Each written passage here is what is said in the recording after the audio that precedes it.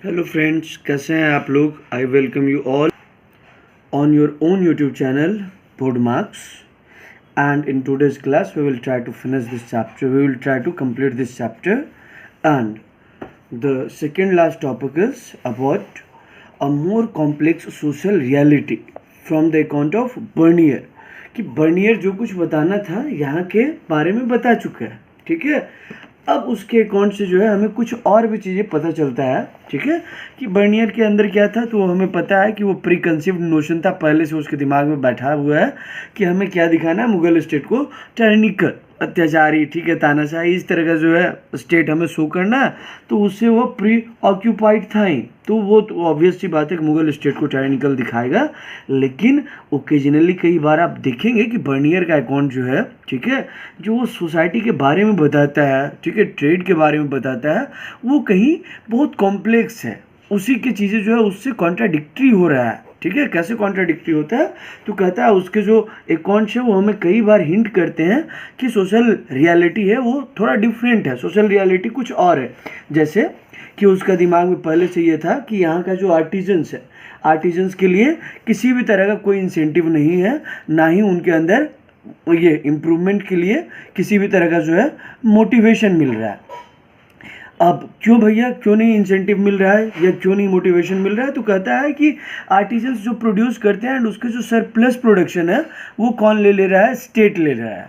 और इसी की वजह से जो है कि हर एक जगह पे देखेंगे आप तो स्टेट जो है सरप्लस जो है सरप्लस जो प्रॉफिट हो रहा है वो स्टेट ले रहा है। तो आर्टिजन्स के पास कहीं से कोई सोर्स ऑफ मोटिवेशन नहीं बचता है कि वो अपने मैन्युफैक्चर को जो है, ठीक है, इम्प्रूव करे।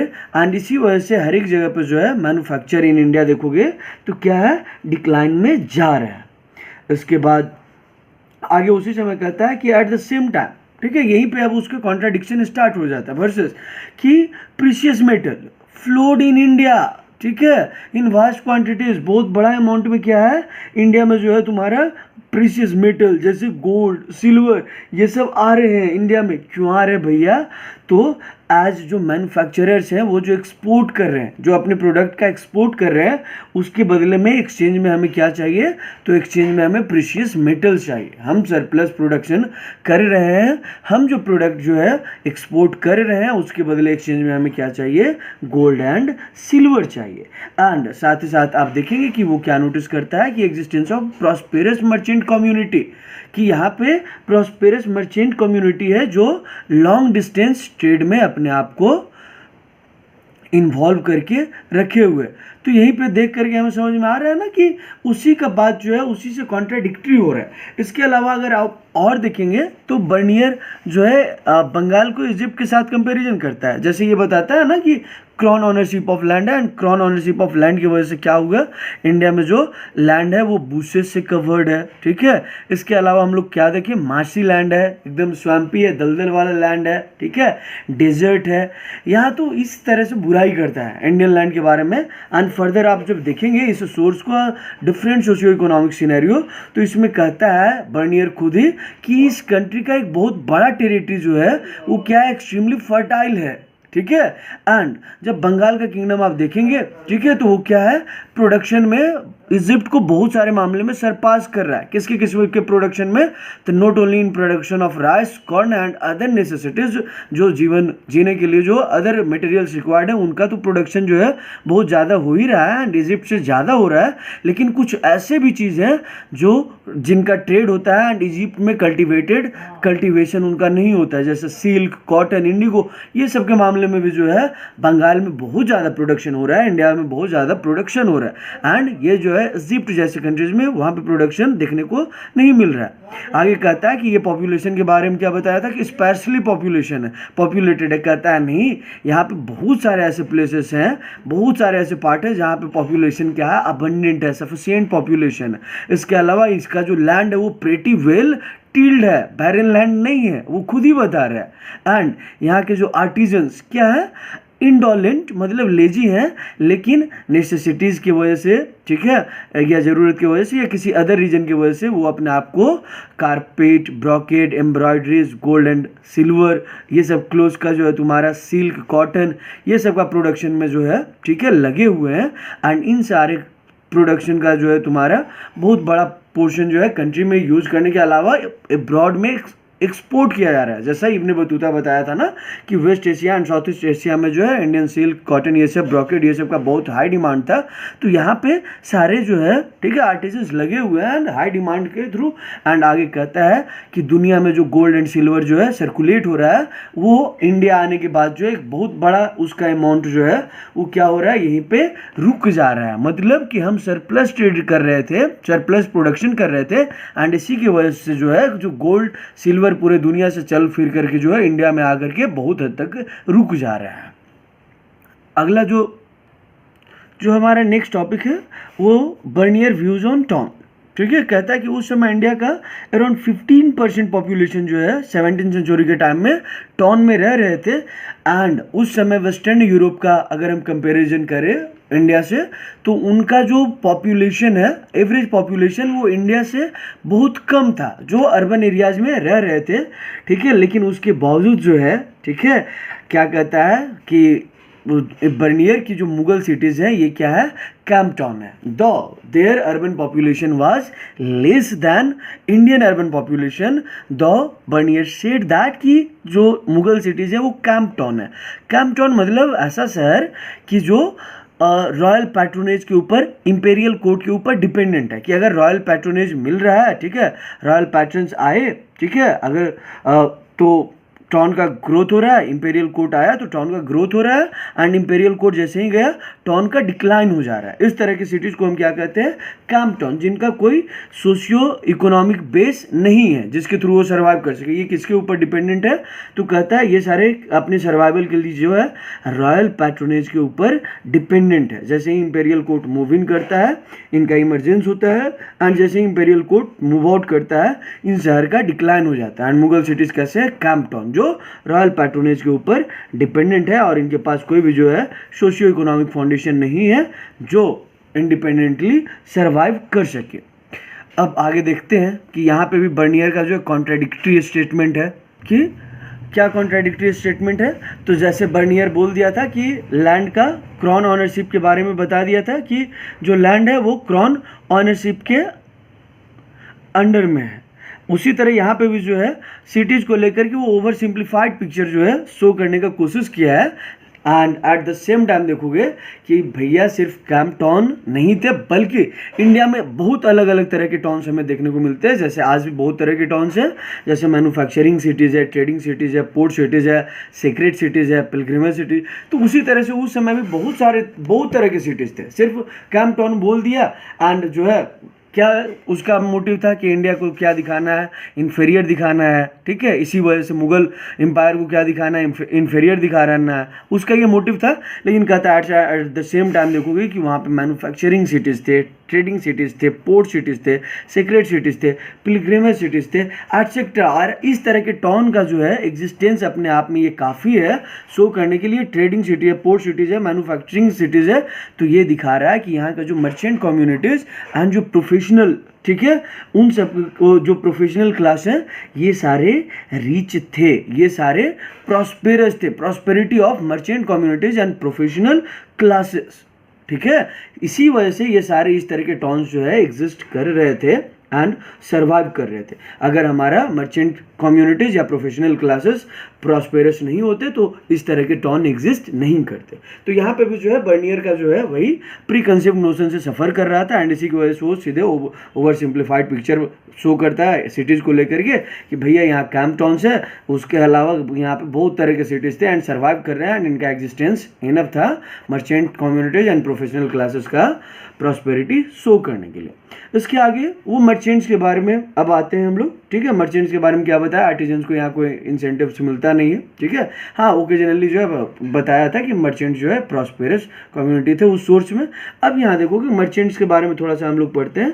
तो merchants often had strong community और कीन टाई, आपस में जो है एक दूसरे से जुड़े हुए थे। कैसे, तो ऑर्गेनाइज इन कास्ट कम ऑक्यूपेशनल बॉर्डर। कि जो एक कास्ट के लोग हैं जो अलग अलग प्रोफेशनल को बिलोंग करते हैं, ठीक है, जैसे वीवर कम्युनिटीज हो गया, ठीक है, तो वो वीविंग के काम में लगा हुआ है, कारपेंटर वो उस तरह का जो है अपने काम में।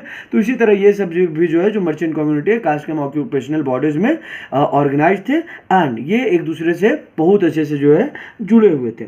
ये सब के अलावा कि वेस्टर्न इंडिया में जो इस तरह के ग्रुप थे उनको महाजन बोला जाता था एंड जो महाजन का चीफ होता था उनको बोला जाता था सेठ।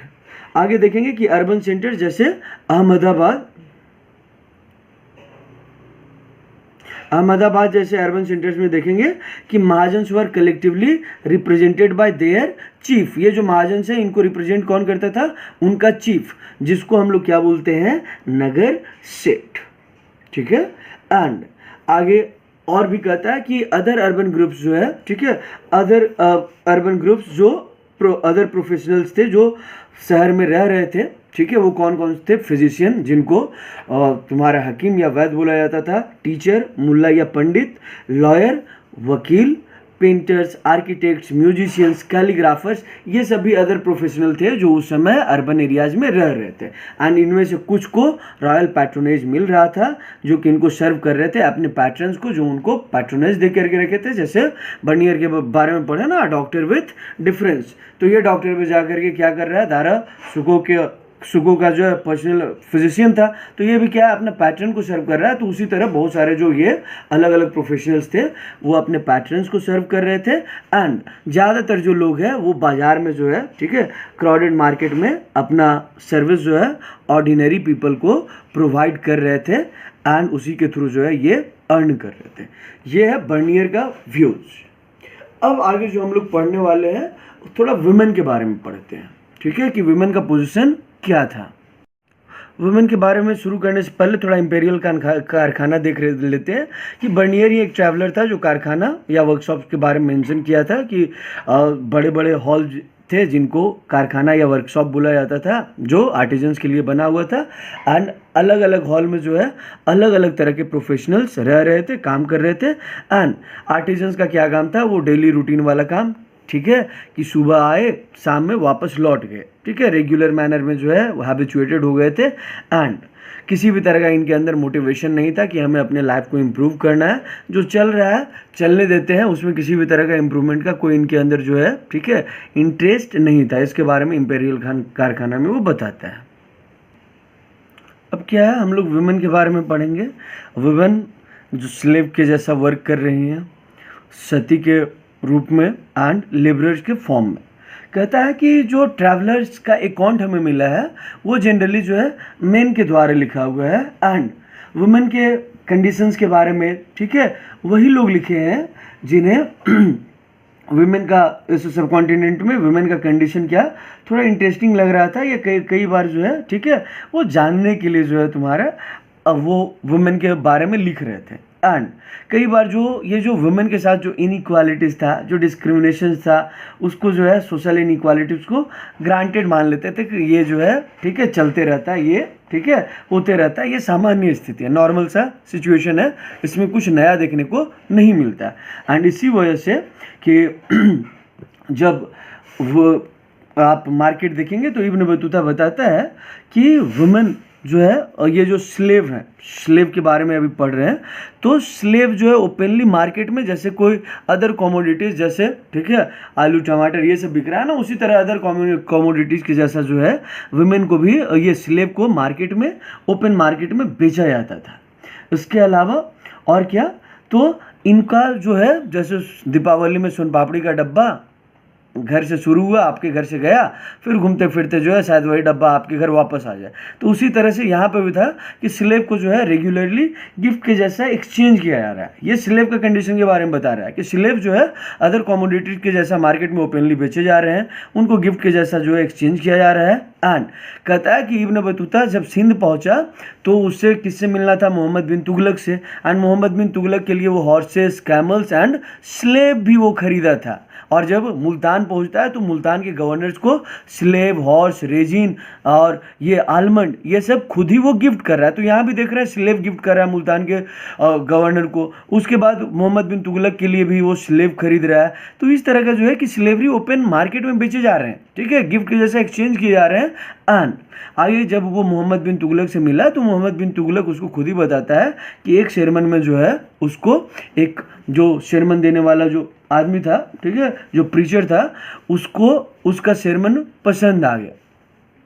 और शेरमन जब पसंद आया तो कहता है कि उस शेरमन देने वाले का नाम नसीरुद्दीन था, जिसको खुश होकर के जो है इब्न बतूता मोहम्मद बिन तुगलक 100,000 जो है क्वाइन उसको यानी टंका गिफ्ट करता है, सिल्वर क्वाइन, एंड साथ ही साथ 200 स्लेव्स उसको गिफ्ट कर रहा है। मतलब देख रहे हैं कि स्लेव को जो है गिफ्ट के जैसा एक्सचेंज किया जा रहा है, ओपनली मार्केट में बेचा जा रहा है। एंड आगे देखोगे कि सारे स्लेव का जो है आगे कि इब्न बतूता का अकाउंट जब हम पढ़ते हैं तो हमें पता चलता है कि सारे स्लेव का कंडीशन एक जैसा नहीं था। There was considerable differentiation among slaves. कैसे भैया? तो कुछ स्लेव देखोगे म्यूजिक एंड डांस में ट्रेंड होते थे, ठीक है, उनको जो है सुल्तान की सर्विस में लगाया जाता था, ठीक है, कि म्यूजिक एंड डांस में एक्सपर्ट है एंड इसी वजह से उनको जो है सुल्तान के सर्विस में लगाया जा रहा है एंड सुल्तान जो है उनके परफॉर्मेंस को इंजॉय करता था। एक बार का बात है कि इब्न बतूता जो है कहता है कि खुद ही जब सुल्तान की सिस्टर का जब मैरिज हो रहा है तो इन स्लेव का जो परफॉर्मेंस था उसको इंजॉय किया था। एंड आगे कहता है कि फीमेल स्लेव्स जो है और किस लिए यूज़ किए जाते थे, तो कीप वॉच ऑन नोबल्स, कि जो रूलर्स का जो नोबल्स है उनके ऊपर नज़र रखने के लिए जो है रूलर्स क्या करते थे, स्लेव लगा करके रखते। क्या पढ़े कि कुछ वुमेन जो है एक्सपर्ट होती थी डांस उन्स में, जो सुल्तान के सर्विस में रहती थी। कुछ जो है क्या कि स्पाई की फॉर्म में जो है उनको लगाया जाता था कि जो नोबल्स हैं उनके ऊपर नज़र बनाए रखे कि नोबल्स क्या प्लानिंग कर रहे हैं या कुछ ऐसा भी हो तो वो आकर के सुल्तान को खबर दे। कुछ जो वुमेन है स्लेव थी जिनको डोमेस्टिक लेबर के लिए रखा जाता था, ठीक है, एंड स्पेशली इनका जो यूज़ किया जाता था जब मेन एंड वुमेन को पैलंक्विन, पालकी या डोला में जो है, ठीक है, उठा करके ऐसे जो है ले जाना होता था, उसमें वुमेन स्लेव्स को लगाया जाता था। कहता है ये जो स्लेव्स हैं इनका प्राइस जो है बहुत कम होता था, बहुत लो होता था, एंड स्पेशली जो वुमेन स्लेव है इनका जो प्राइस है ना वो वेरी लो होता था in compare to men. And आगे इसी वजह से कि most of the families could afford 1 or 2 slaves, ठीक है, हर एक फैमिली जो है और इनसे जो है डोमेस्टिक काम या जो भी हो अलग अलग तरह का काम जो है करवा सकते थे। आगे इधर जो साइड में दिया हुआ है कि जो सुल्तान है अक्सर इन स्लेव्स को जो है स्पाई की फॉर्म में रखता था अपने नोबल्स के ऊपर या फिर जो एनिमीज है उनके ऊपर वॉच रखने करने के लिए। एंड इसके अलावा जो है सुल्तान फीमेल स्कैवेंजर्स अपॉइंट करता था जो ये स्लेव्स ये नोबल्स के घर में कभी भी जो है बिना बताए पहुंच जाती थी एंड वहाँ पे जो स्लेव्स वर्क कर रही होती थी उनसे वो इन्फॉर्मेशन ले करके और सुल्तान तक पहुंचाती थी। एंड ये स्लेव्स आती कहाँ से थी, तो ज़्यादातर रेड या एक्सपेडिशंस में इनको कैप्चर किया जाता था, वो स्लेव के फॉर्म में काम करती थी। तो ये है स्लेवरी का कंडीशन जो इब्न बतूता बताता है। तो 8 मार्क्स में कई बार पूछता है कि ये condition of women bye Ibn Battuta या कंडीशन ऑफ स्लेव्स और बाय इब्न बतूता, ठीक है। अब आगे देखते हैं सती के बारे में। सती के बारे में क्या कहता है कि जो यूरोपियन ट्रैवलर्स आ रहे थे उन यूरोपियन ट्रैवलर्स ने जो है स्पेशली जो नोटिस किया एंड जो लिखा या जो हाईलाइट किया वो क्या, द ट्रीटमेंट ऑफ वुमेन, ठीक है, कि इंडिया में जो है वुमेन के साथ कैसे ट्रीट किया जा रहा है। And it was the major difference between western and eastern societies, यानी European societies and Indian societies के बीच में या ईस्टर्न सोसाइटीज के बीच में एक जो मेजर डिफरेंस था वो था ट्रीटमेंट ऑफ वुमेन, कि इंडियन ईस्टर्न सोसाइटीज में वुमेन के साथ कैसे ट्रीट किया जाता है, वेस्टर्न सोसाइटीज में वुमेन के साथ कैसे ट्रीट किया जाता है। तो बर्नियर बताता है कि यहाँ पे सती सिस्टम का कॉन्सेप्ट देखने को मिलता है। एंड सती सिस्टम क्या होता है, तो पहले भी आप लोग पढ़ेंगे कि फ्यूनरल पायर पे जब हस्बैंड का डेथ हो जाता है तो उसी पे जो है उसके वुमेन को, विडो को साथ में टाई कर दिया जाता था, लिटा दिया जाता था, एंड उनको जो है उसी के साथ मरना पड़ता था। जो कुछ वुमेन जो है इसको चीयरफुली एंजॉय करती थी, एम्ब्रेस करती थी, ठीक है, कि पति के साथ जो है मर जा रहे। कुछ वुमेन जो है ये जो नहीं चाहती थी उनको फोर्सफुली जो है सती किया जाता था। तो वो दोनों कहता है कि कुछ वुमेन जो एम्ब्रेस करती है सती को चीयरफुली, एंड कुछ को फोर्स किया जाता है। एंड इसी में वो बताता है कि एक चाइल्ड सती को वो देखता है जो 12 ईयर्स ओल्ड गर्ल रहती है, यंग ब्यूटीफुल विडो रहती है। एंड इसके बाद बताता है कि वो जो वुमन है, वो लड़की है, विडो हो गई इतना कम एज में, उसके बावजूद जो है उसको फ्यूनरल पायर पे टाई किया जा रहा है, ठीक है। वो लड़की डर रही है, रो रही है, और वो जिंदा से ज़्यादा जो है मरी हुई दिख रही है। वो एकदम इस स्थिति में है, 3-4 ब्राह्मण जो है उसको ले करके एक ओल्ड वुमेन जो है उसको पकड़ी हुई है, एंड उसको जो है फ्यूनरल पायर के ऊपर जो है टाई कर दिया जाता है, हाथ पैर को बांध दिया जाता है, एंड वो चिल्लाती है, एंड उसको मरते तक जो है वहीं छोड़ दिया जाता है। तो ये कहता है कि ये इतना वर्स्ट कंडीशन था वुमेन का इंडिया में। तो आगे बताते कि अगर आप देखेंगे तो ये जो सती का सिस्टम है, ठीक है, गुप्ता पीरियड के टाइम में ईरानी इंस्क्रिप्शन से मिलता है, उससे पहले जो है कोई एविडेंस हमें मिलता नहीं है। एंड सती का प्रैक्टिस उस समय बढ़ता है, जैसे जौहर देखे होंगे जो राजस्थान में, ठीक है, ज़्यादातर वुमेन जो राजपूत वुमेन अपने प्राइड को बचाने के लिए, जब इस्लामिक इन्वेजन हो रहा था, टर्क्स अफगान इनका इन्वेजन हो रहा था, प्लंडर हो रहा था, लूटपाट जो वुमेन को जो है, ठीक है, उन्हें लग रहा था कि उनका प्राइड जो है छीन लिया जा रहा है। इस वजह से बहुत सारे वुमेन जो है, ठीक है, ये सती कमिट करती थी, जौहर कमिट करती थी। इस तरह का ट्रेडिशन थोड़ा बहुत बंगाल में था। ये सती का ट्रेडिशन जो है all across the India prevalent नहीं था, पहली बात। एंड अगर उस समय का सिचुएशन देखेंगे कि 14th से 18th सेंचुरी के टाइम पीरियड में देखेंगे तो ज़्यादातर वर्ल्ड का सोसाइटीज़ में इस तरह का कॉन्सेप्ट था। यूरोप में ही जो ये आकर के सती के बारे में बुराई कर रहे हैं, तो यूरोप में अगर आप देखेंगे तो यहाँ पे विच हंट का हम जस्टिफाई नहीं कर रहे हैं कि जो सती सिस्टम है वो सही था, बस हम ये बता रहे हैं कि ज़्यादातर सोसाइटी इस तरह का परसेप्शन रखे हुए था वुमेन को लेकर के। जैसे यूरोपियन सोसाइटीज़ में देखेंगे क्या था, तो विच हंटिंग का कॉन्सेप्ट था कि माना जाता था कि वुमेन के अंदर जो है क्या आ गई है, विच का जो है तुम्हारा एग्जिस्टेंस हो गया, एंड उसके बाद जो वुमेन को पत्थर से मार मार के ये लोग ख़त्म कर देता था।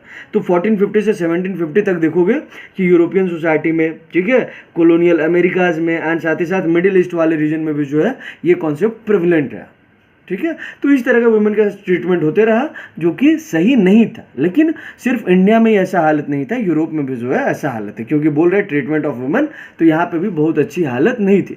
एंड सिर्फ वुमेन के बारे में जो सती को हाईलाइट किया, तो वुमेन सिर्फ सती के लिए नहीं बनी थी। वुमेन का लाइफ जो है सती सिस्टम के अलावा भी बहुत कुछ था जो जिसके आसपास जो है वुमेन का लाइफ रिवॉल्व करता था, ठीक है, कि सती ही सब कुछ नहीं था। जैसे देखोगे कि वुमेन का जो वुमेन लेबर का जो डिमांड है agricultural and non agricultural production के लिए, एक्टिविटीज़ के लिए जो है वुमेन लेबर क्या था, इनएक्सपेंसिव था, ठीक है, कि क्या है कि वुमेन लेबर जो है बहुत ज़रूरी था। क्या, किसके लिए, तो agriculture and non agriculture production के लिए। और ये सब के साथ साथ देखेंगे कि जो वुमेन मर्चेंट फैमिली को बिलोंग करती थी वो कॉमर्शियल एक्टिविटीज़ में पार्टिसिपेट करती थी। मर्केंटाइल डिस्प्यूट होता था तो इन कोर्ट ऑफ लॉज, ठीक है, ले करके जो है ये वुमेन वहाँ जाती थी। तो वुमेन से पिछड़ी हुई नहीं है, सिर्फ सती तक जो है इनका लाइफ नहीं है, ठीक है, या स्लेव तक ही लाइफ नहीं है, बल्कि मच बियॉन्ड दैट वुमेन जो है अब अलग जो पोजीशन इंजॉय कर रही है, अलग अलग एक्टिविटीज़ में जो है पार्ट ले रही थी एंड पार्टिसिपेट कर रही थी, ठीक है। तो यही है आज का चैप्टर, आज यहीं पे ये ख़त्म हो रहा है, ठीक है। और ऐसा जो है, ठीक है, इम्पॉसिबल लगता है कि उनके घरों तक जो है, ठीक है, वुमेन को सीमित करके रखा जाता था। वो घर से बाहर निकलती थी, बहुत सारे एक्टिविटीज़ करती थी। Thank you, we'll meet in next class with a new chapter. So like, share and subscribe. Thank you.